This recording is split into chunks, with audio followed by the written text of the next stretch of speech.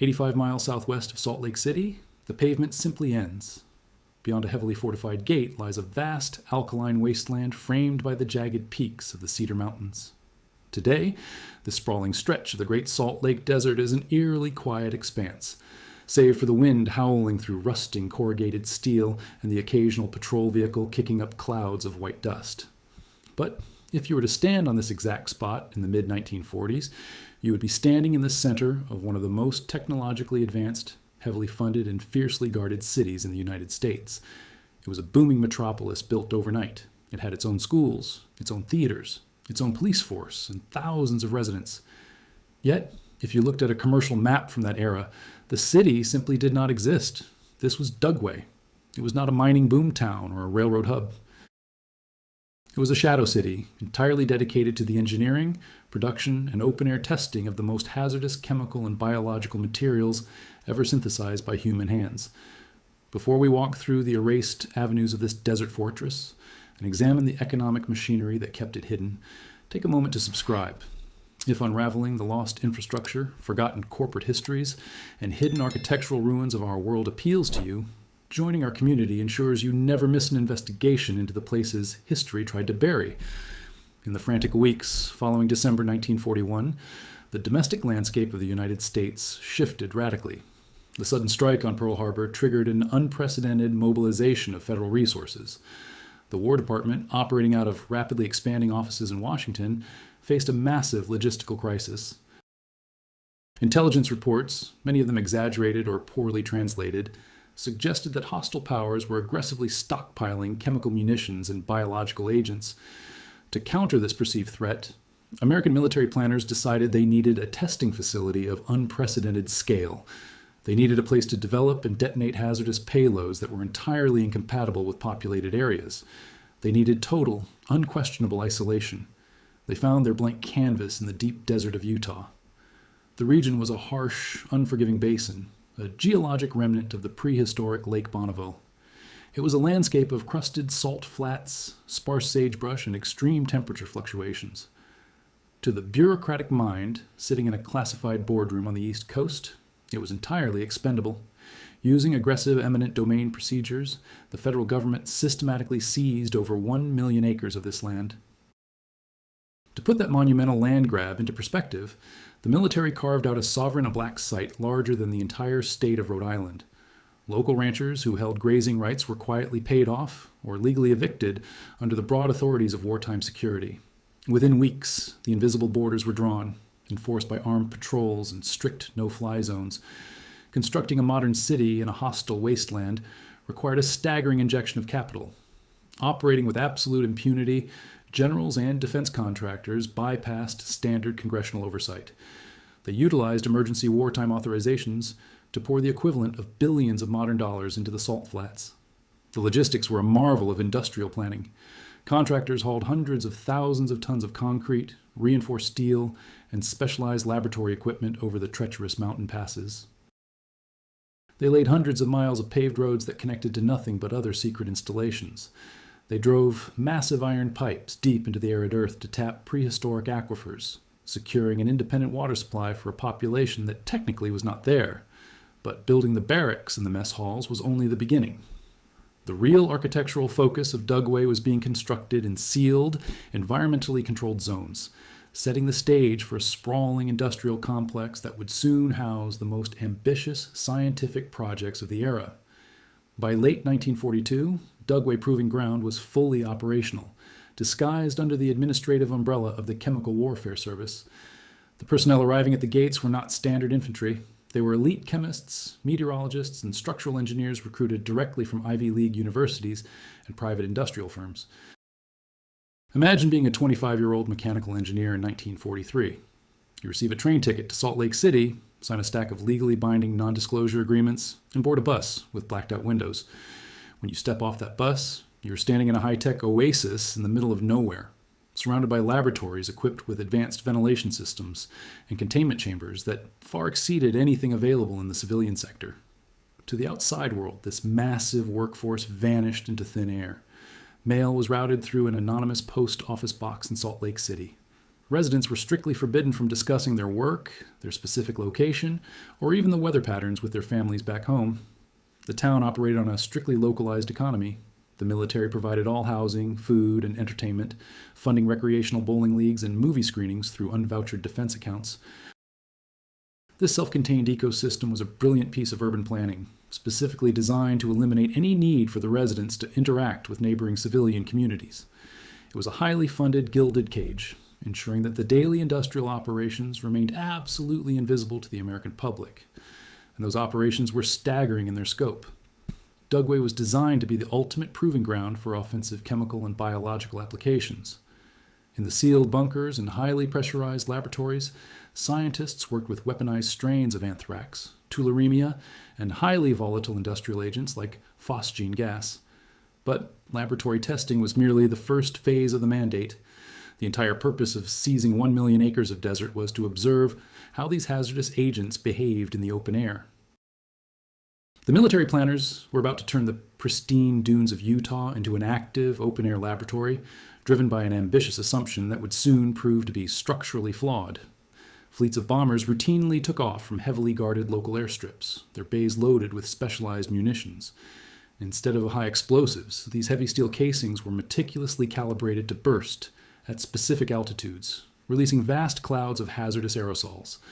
As the bombers soared over the designated testing grids, they dispersed highly concentrated payloads of simulated and active agents directly over the salt flats. On the ground, teams of meteorologists and technicians wearing heavy, restrictive rubber suits and early respirators measured the dispersion patterns. They tracked how the wind carried the particulates, how long the materials remained viable under the harsh ultraviolet light of the desert sun, and how deeply they penetrated the soil. This was the fatal flaw at the heart of the Dugway project. The architects of this shadow city operated under the profound hubris that they could perfectly cage airborne particulates simply by relying on geographic distance. They looked at the vast empty spaces on their classified maps and assumed the sheer mileage between their release grids and the nearest civilian farming communities provided an impenetrable buffer.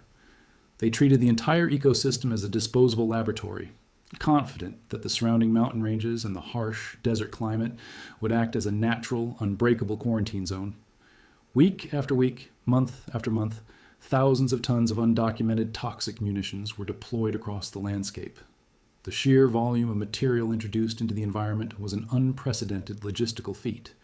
It was an industrial-scale assembly line of hazardous dispersion. Financial records from the era indicate massive procurement contracts for raw chemical precursors, all shipped into the desert on heavily guarded rail spurs. The booming Phantom Town was functioning exactly as designed, a well-oiled machine of scientific research and defense preparation, entirely insulated from the environmental regulations and scrutiny of the civilian world. But the desert is not a static environment. The high-altitude winds that sweep across the Great Basin are notoriously unpredictable, as the invisible lines drawn on a classified military map held absolutely no authority over the natural forces of the region. As the scale of the tests expanded and the payloads became increasingly sophisticated, a quiet, lingering anxiety began to take root among the meteorologists calculating the drift patterns. The Shadow City had built an empire on the premise of absolute containment. But as the experimental clouds drifted higher into the atmosphere, catching the violent crosswinds of the Cedar Mountains, a critical question hung over the salt flats. What would happen to the outside world when the invisible boundaries of this desert fortress inevitably broke? As the second global conflict of the 20th century drew to a close, you might expect a temporary wartime installation to simply fold up its tents and let the desert reclaim the land. But the geopolitical reality was rapidly shifting into the prolonged, paranoid freeze of the Cold War. The newly formed Department of Defense, often referred to internally as the DoD, looked at the vast, fenced-in expanse of Dugway and saw exactly what they needed for an unprecedented era of deterrence. They authorized massive, unvouchered black budgets to permanently solidify the Shadow City.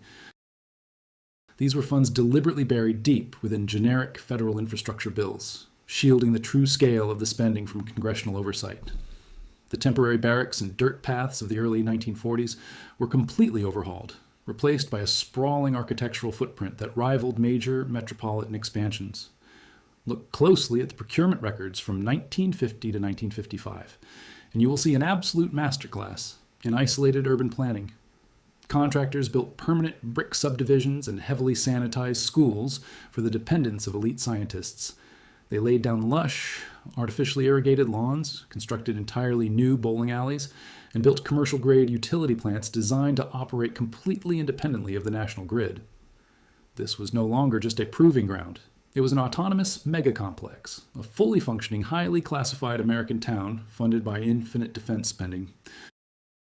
It was a perfectly manicured mid-century utopia, sitting right next door to the most hazardous industrial zones on the planet. But while the residential zones carefully mimicked a typical Midwestern suburb, the industrial architecture taking shape deep within the restricted testing grids was intensely focused on destruction. If you were to walk out onto the crusted white flats, about 10 miles beyond the administrative boundaries, you would find something entirely surreal. Planners constructed scientifically perfect, full-scale replicas of enemy civilian infrastructure. They built exact reproductions of traditional Japanese and German residential homes. These were not mere movie sets or basic wooden facades. The architects involved in this project went to extreme, almost obsessive lengths to ensure total authenticity. They imported specific timber to match the exact density and moisture content of the wood used overseas. They sourced authentic tatami mats and shoji screens for the Japanese structures, and heavy slate tiles and dense brickwork for the German counterparts. They designed the roof joints, the ventilation drafts, and even the interior furnishings to perfectly mirror the domestic reality of foreign targets. Why go to such expensive, painstaking lengths to build homes in the middle of a barren salt flat? Because these buildings existed exclusively to be burned, poisoned, and structurally annihilated.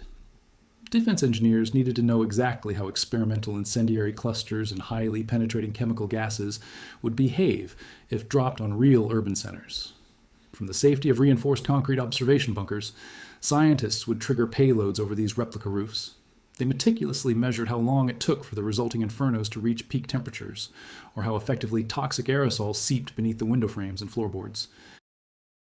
Once the data was logged, construction crews would clear the charred debris and completely rebuild the structures from scratch. They repeated this cycle over and over, treating the meticulously crafted homes as entirely consumable laboratory equipment. To fully grasp the gravity of what was happening here, you have to look at the materials moving through the heavily guarded rail spurs. The rudimentary gas testing of the previous decade had evolved into the development of far more sophisticated and stable payloads. Inside sealed negative pressure laboratories, technicians wearing bulky early-generation hazard suits were engineering horrific new agents that pushed the boundaries of modern chemistry and biology. They were weaponizing active, highly virulent strains of bubonic plague, dedicating vast resources to studying how to effectively aerosolize a pathogen that had historically wiped out continents. But perhaps the most significant and heavily funded addition to the facility's inventory was a synthetic compound known simply as VX. VX is an oily, highly persistent nerve agent. It is completely odorless, visually undetectable in its aerosol form, and incredibly potent. Mere fractions of a single drop coming into contact with exposed skin result in rapid, fatal outcomes. Unlike volatile gases that disperse quickly in the wind, VX was engineered for area denial. It was designed to settle onto the ground, coating the topography in an invisible, lethal film that could render entire geographic zones completely uninhabitable for weeks at a time. The scientists at Dugway needed to understand exactly how this oily film interacted with different terrain types and weather conditions. To gather this data, they did not confine their work to the heavy steel containment chambers. They took it directly outside. Picture the logistics required to execute these operations. Week after week, ground crews mounted specialized spray tanks onto low-flying aircraft. Artillery units set up vast batteries to fire chemically tipped shells deep into the designated impact zones. Thousands of tons of undocumented, highly toxic munitions detonated across the landscape. The military was conducting these operations on an unprecedented industrial scale, transforming the surrounding ecosystem into a disposable laboratory for open-air lethality tests. To measure the exact dispersion of the agents, they established elaborate grid systems spanning hundreds of acres. Engineers laid miles of electrical cabling directly across the salt flats, connecting massive arrays of high-speed cameras, wind sensors, and automated air samplers.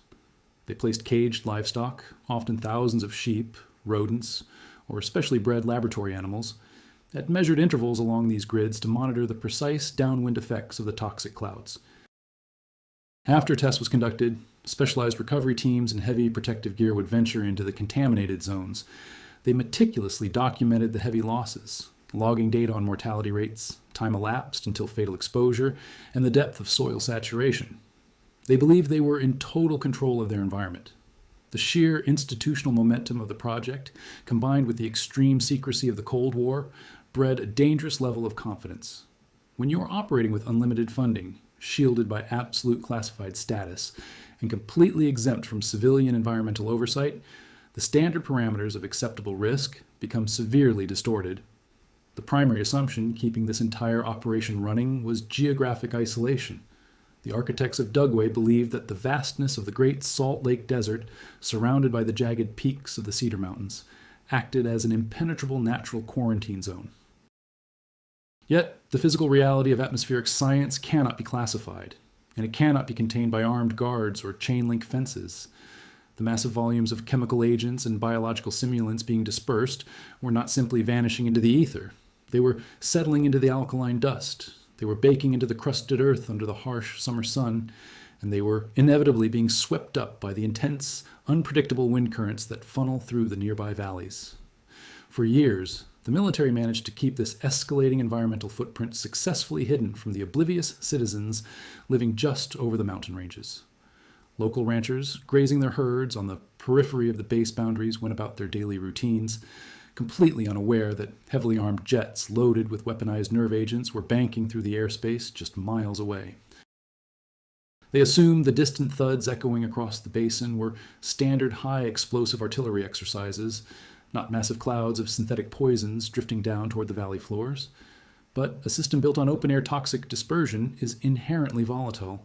The scientists could engineer the perfect chemical payload in their sealed laboratories, and the meteorologists could chart the prevailing winds with their advanced sensor arrays, but they could never completely control the mechanics of military aviation. The Shadow City had pushed the limits of its invisible empire for decades, detonating and spraying without a single public incident forcing them into the spotlight. That unbroken streak of operational luck was destined to run out. As the calendar turned to the late 1960s, the scale of the testing reached a critical threshold, and the protective barrier of the desert was about to fail entirely. How long could a heavily funded black site detonate lethal payloads in the open air before a single mechanical error sent their deadliest secret drifting straight into the backyards of the American public? On the afternoon of March 13, 1968, the sky over the Great Salt Lake Desert was clear, but the barometric pressure was steadily dropping. A high-speed strike aircraft took off from a heavily guarded runway deep inside the perimeter. Its mission was entirely routine by the operational standards of the base. A low-altitude pass to test the atmospheric dispersion rate of aerosolized VX. The pilot approached the designated target grid, a heavily instrumented patch of crusted white earth, and engaged the external spray tanks. Hundreds of gallons of the synthetic compound released exactly as planned. At the end of the run, strict operational protocol dictated a complete system shutoff before the aircraft pulled into a steep, high-velocity climb. But mechanical systems, no matter how heavily funded, are prone to structural stress. As the pilot deactivated the release mechanism, a single exterior valve malfunctioned. It failed to close completely. As the jet banked sharply to the east, ascending rapidly over the restricted airspace, it continued to leak. A microscopic, entirely invisible ribbon of the lethal compound trailed behind the exhaust, climbing high into the atmosphere well outside the designated safety grid. Look closely at the geographic topography of this region. The Cedar Mountains form a jagged natural wall separating the military installation from the civilian grazing lands of Skull Valley. For decades, defense planners had treated these peaks as an impenetrable geologic shield. They assumed any airborne particulates would simply settle on the western slopes, safely within federal boundaries. But atmospheric science does not recognize jurisdictional borders. On this specific evening, a sudden weather front moved across the basin, creating a severe high-altitude inversion layer. This meteorological anomaly trapped the upper currents of air, dragging the lingering chemical trail over the jagged ridgelines. Combined with a sudden localized burst of rain and snow, the precipitation captured the aerosolized droplets and pulled them directly down into the valley floor. The invisible cloud settled quietly onto the snow-dusted pastures 30 miles outside the classified perimeter. The next morning, civilian ranchers in Skull Valley stepped out into the freezing air to check their wintering herds. What they found across the vast expanse of open grazing land defied all standard agricultural logic. Sheep were dropping by the hundreds. There were no signs of predation, no visible injuries, and no prior symptoms of standard livestock illness. The animals simply exhibited rapid, systemic neurological failure. They lost basic motor functions, collapsed into the snow, and succumbed within minutes. As the hours passed, the scope of the event expanded exponentially. Ranch hands drove out in pickup trucks, only to find entire fields dotted with motionless white shapes. By the end of the week, the official count of the heavy losses would surpass 6,000 head of sheep. Back inside the fortified administrative bunkers of Dugway, meteorological logs and radar data were being frantically reviewed. Base commanders connected the dots almost immediately. A spray valve had failed, the wind had shifted abruptly, and their most heavily guarded synthetic asset had just decimated a civilian agricultural zone. Place yourself in that command center for a moment. The entire existence of this massive, multi-billion-dollar infrastructure project rested entirely on the illusion of absolute environmental containment. If the American public discovered that the military was accidentally dropping highly restricted nerve agents onto domestic farming communities, the unvouchered congressional funding that built their desert empire would vanish overnight. Faced with a monumental public relations crisis, the leadership made a calculated institutional decision. They chose absolute denial. The Department of Defense, the DoD, launched an aggressive, highly coordinated campaign to manipulate the narrative. Military veterinarians and public affairs officers were immediately dispatched from the base into Skull Valley. They arrived in standard unmarked government vehicles, presenting themselves to the devastated ranchers as helpful federal authorities, investigating a baffling agricultural anomaly. They walked through the fields of fallen livestock, looked the local farmers in the eye, and systematically suggested a variety of mundane, entirely fabricated causes. They proposed that the herd had likely consumed toxic halogeton, a poisonous native weed occasionally found in the high desert. When local ranchers pointed out that sheep instinctively avoid the plant during the winter, the military officials shifted their story. They suggested that a local civilian crop duster might have accidentally oversprayed a standard agricultural pesticide. The strategy was clear: control the information, introduce reasonable doubt, and gaslight the local population. They were banking on the assumption that rural farmers possessed neither the scientific resources nor the political leverage to challenge the official findings of the federal government. But the sheer physical volume of the evidence was staggering. 6,000 carcasses could not simply be left in the open air.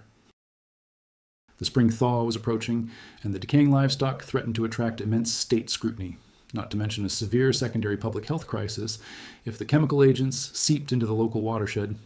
The military needed the evidence to vanish. Under the cover of darkness, military engineering units rolled heavy machinery into Skull Valley. Operators driving massive commercial bulldozers and excavators carved deep, undocumented trenches directly into the frozen earth. Working through the night, they systematically pushed thousands of contaminated carcasses into these mass graves. They bypassed every standard environmental safety protocol, burying the physical proof of their mechanical failure deep beneath the topsoil. To quiet the most vocal and financially devastated ranchers, defense officials authorized quiet, rapid payouts. They utilized unvouchered discretionary funds to issue substantial checks, strictly framing the money as routine agricultural indemnity rather than an admission of guilt. If you accepted the payout, you signed the paperwork, and you stopped asking questions. The military assumed their massive financial leverage and nighttime earth-moving had successfully buried the problem. They severely underestimated both the resolve of the local community and the fundamental principles of soil chemistry. The ranchers living in Skull Valley refused to accept the official narrative of poisonous weeds or phantom crop dusters. Their livelihoods had been wiped out overnight, and they demanded empirical answers. They reached out beyond the federal military apparatus, contacting state agricultural investigators, independent toxicologists, and researchers from the University of Utah. These civilian scientists arrived in the valley shortly after the military bulldozers had departed. They began pulling independent samples from the remaining snowpack, the undisturbed soil, and the biological tissue of the few surviving animals. They were not looking for military-grade weapons. They were simply looking for answers. But the chemical signatures they extracted from the frozen ground were impossible to ignore. The molecular structure found in the tissue samples did not match native plant toxins. It did not match standard commercial organophosphates. The synthetic markers perfectly matched the unique, highly complex structural profile of restricted synthetic nerve agents. The exact chemical footprint of V-X was sitting right there in the civilian laboratory data. The collision between a classified black site and civilian reality was suddenly unavoidable. The story began to leak beyond the remote county lines, reaching the capital in Salt Lake City. Investigative journalists began filing Freedom of Information requests and asking pointed questions that military public relations officers were entirely unequipped to answer. The invisible boundary separating the shadow city from the outside world had structurally collapsed. The base commanders found themselves completely cornered. Their pristine, perfectly isolated desert fortress was suddenly the focal point of a rapidly escalating, highly visible public health scandal. For decades, they had operated with total impunity, utilizing limitless defense budgets to conduct unregulated open-air detonations directly above an unsuspecting American populace. Now, the physical evidence of their systemic negligence was being packaged into state laboratory reports, ready to be handed over to the national press. The massive architectural complex built to weaponize the Cold War faced its most critical vulnerability. As outraged state officials prepared to drag these hidden operations out of the salt flats and onto the floor of the United States Congress, a massive institutional reckoning loomed on the horizon. Could a deeply entrenched military-industrial machine successfully maintain its wall of silence, or was the golden era of infinite, unquestioned secrecy about to detonate in their faces? When the independent laboratory reports from Skull Valley finally reached the desks of national syndicates in late 1968, the wall of federal silence completely fractured. The incident was no longer a localized agricultural dispute easily managed with unmarked discretionary payouts. The data clearly demonstrated that a highly restricted synthetic compound had breached military boundaries and entered a civilian zone. The sheer audacity of the cover-up caught the attention of lawmakers in Washington, triggering a political shockwave that would dismantle the very foundation of the Desert Empire. In the spring of 1969, the United States Congress convened a series of explosive hearings. For the first time in its existence, the invisible metropolis was dragged into the glaring light of public oversight. Representatives from the Department of Defense, the DoD, were summoned to Capitol Hill, stripped of their classified immunity, and forced to answer for the operational realities of their Utah black site. Picture the scene in those heavy oak-paneled committee rooms. Elected officials, waving the toxicology reports provided by civilian scientists, demanded complete procurement logs, atmospheric drift models, and accountability for the unvouchered defense funds that had financed the disaster. They wanted to see the financial ledgers. They wanted access to the internal safety memos that proved base commanders understood the immense risks of open-air testing long before the wind shifted over the Cedar Mountains. As the testimony unfolded, the true scale of the institutional hubris became a matter of public record. Decades of undocumented dispersion tests were read aloud into the congressional record. The core strategy of using an entire geographic basin as an expendable testing grid was laid bare. Defense officials sat before the microphones and attempted to justify the operations through the lens of Cold War necessity. They argued that understanding the physical properties of these sophisticated assets required massive, unregulated environmental staging. They claimed the extreme isolation of the facility justified the operational shortcuts. But the national mood was shifting. The public was fundamentally losing patience with unchecked federal agencies operating outside the bounds of civilian environmental safety. The hearings proved to be a structural turning point, stripping the military of the financial leverage and unquestioned authority that had shielded them since 1942. The political fallout from these hearings culminated in an unprecedented executive pivot. Facing intense public scrutiny and shifting international diplomatic pressures regarding the rules of modern engagement, President Richard Nixon made a monumental announcement in November of 1969.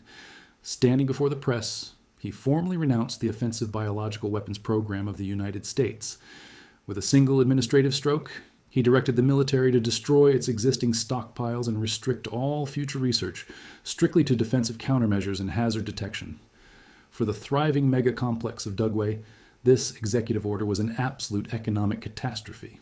The entire city had been engineered, funded, and continuously expanded around a singular objective: developing and deploying offensive chemical and biological applications. The infinite stream of unvouchered defense dollars that kept the utopian residential zones pristine and the vast utility plants humming evaporated almost overnight. The highly lucrative procurement contracts with private engineering firms were immediately canceled. Elite scientists who had built their careers inside the sealed laboratories quickly packed up their families and relocated to other, fully funded federal programs across the country. The golden age of limitless financial backing had abruptly ended, leaving behind a massive, highly specialized infrastructure with no operational purpose. What do you do with an autonomous, industrial-scale black site when its primary industry is suddenly outlawed? The military could not simply lock the gates, abandon the facility, and let the desert reclaim the concrete. They were sitting on tens of thousands of tons of highly volatile inventory. Consequently, the massive proving ground was hastily repurposed into a heavily restricted disposal site. However, this new mandate came with only a fraction of the original budget. The transition was chaotic and severely under-resourced. The population of the town shifted from Ivy League researchers and advanced meteorologists to a skeleton crew of hazardous material handlers and heavy equipment operators. These desperate administrators, operating with heavily depleted funds, were tasked with neutralizing an inventory that had taken 3 decades and billions of dollars to accumulate. The pristine, environmentally controlled development laboratories were shut down, and operational focus shifted entirely to the vast storage bunkers scattered across the salt flats. Inside these reinforced concrete domes sat millions of pounds of decaying chemical rockets, obsolete artillery shells, and massive steel drums filled with highly persistent synthetic agents.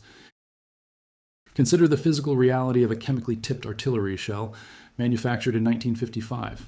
It was engineered for immediate deployment under wartime conditions, not for long-term storage in a highly corrosive desert environment. By the early 1970s, these heavy steel casings were beginning to succumb to the extreme temperature fluctuations and the abrasive alkaline dust of the region. Internal release valves were seizing, precision welds were micro-fracturing. The massive inventory was slowly destabilizing right inside the storage bunkers. Base commanders faced a monumental logistical bottleneck. They completely lacked the advanced, environmentally sealed incineration facilities required to safely process the sheer volume of decaying munitions. The funding to build such modern disposal infrastructure simply no longer existed in a post-hearing political climate. Faced with mounting pressure to clear the stockpiles before the structural integrity of the casings failed entirely, the administration resorted to the oldest, most rudimentary methods of industrial waste management available to them: uncontrolled incineration and burial.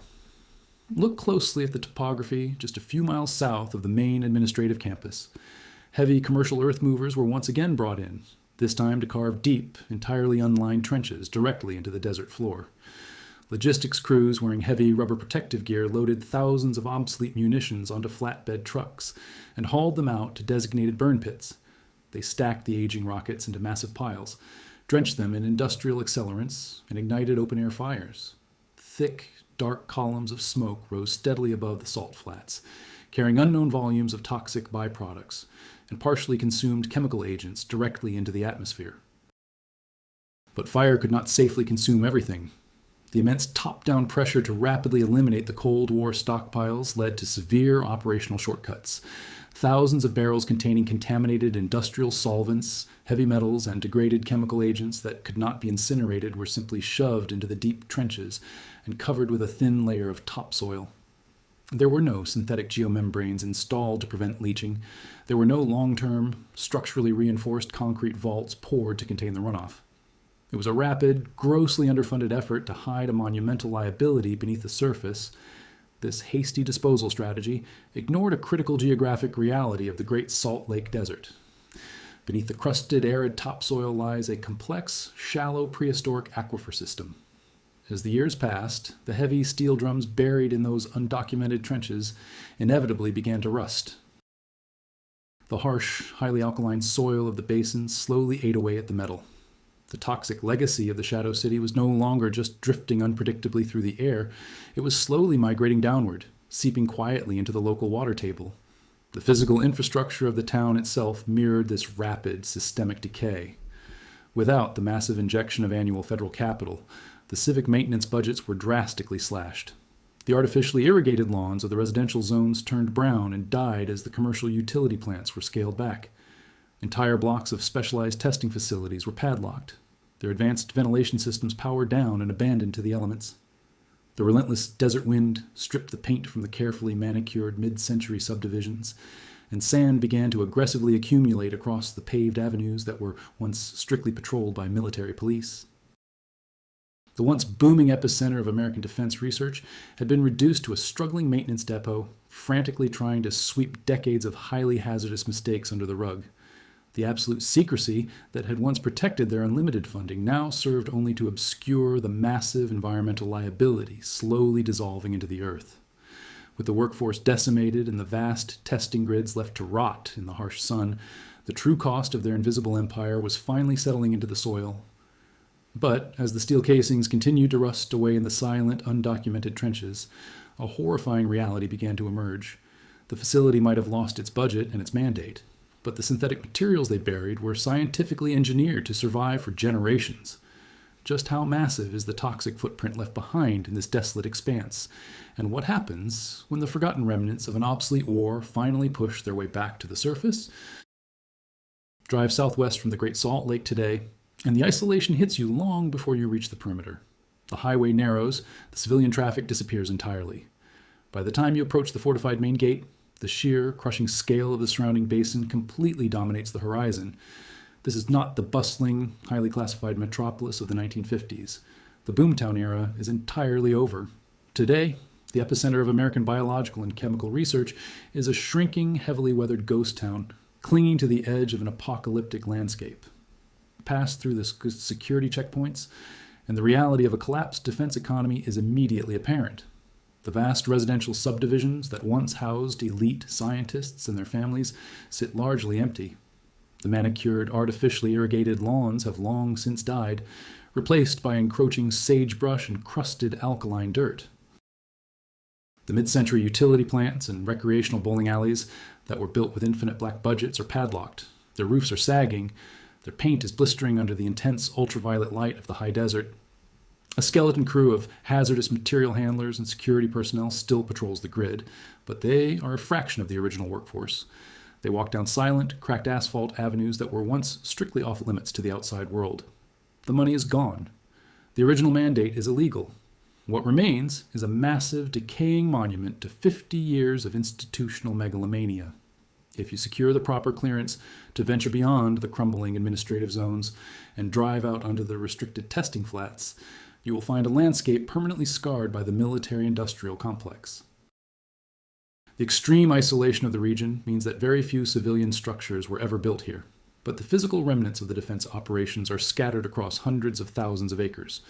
Look out across the white, crusted earth. You will see miles of rusting electrical cabling lying completely exposed on the surface, leading to collapsed concrete observation bunkers.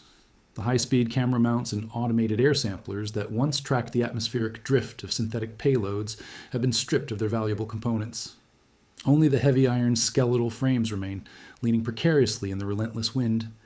But the most surreal artifacts of this forgotten empire are located deep within the original impact grids. The scientifically perfect replicas of German and Japanese civilian homes, constructed specifically to study the effects of toxic dispersion and thermal incineration, are still standing. They were never fully demolished.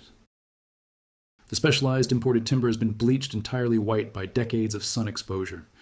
The authentic heavy slate tiles have slipped from the roof joints, shattering on the contaminated ground below. Stand inside one of these structures today. It is entirely silent. The wind whistles through the gaps in the shoji screens and the meticulously designed ventilation drafts. These homes were built exclusively to be poisoned, and they sit exactly where the engineers left them, serving as eerie, decaying tombstones for a deeply controversial era of global deterrence. Venture slightly further south, and the industrial infrastructure becomes even more imposing. Vast sealed decontamination chambers that once processed thousands of specialized technical workers are slowly giving way to the elements. The heavy steel doors are rusted shut. The complex negative pressure ventilation ducts that snaked across the roofs are packed solid with desert sand. You can find the remnants of massive drive-through chemical showers where specialized recovery teams scrub the synthetic compounds off their heavy rubber protective gear. The rubber gaskets are brittle and cracked. The pressurized water tanks are bone dry. The entire architectural footprint was designed under the assumption that federal funding would perpetually maintain it. Without that capital, the desert is systematically reclaiming the concrete. Yet, the crumbling buildings above the surface are merely the visible symptoms of a much deeper structural liability. The true legacy of this desert fortress is not the rusting towers or the empty laboratories. The true legacy is buried in the dirt. Consider the sheer volume of undocumented material shoved into unlined trenches over the decades.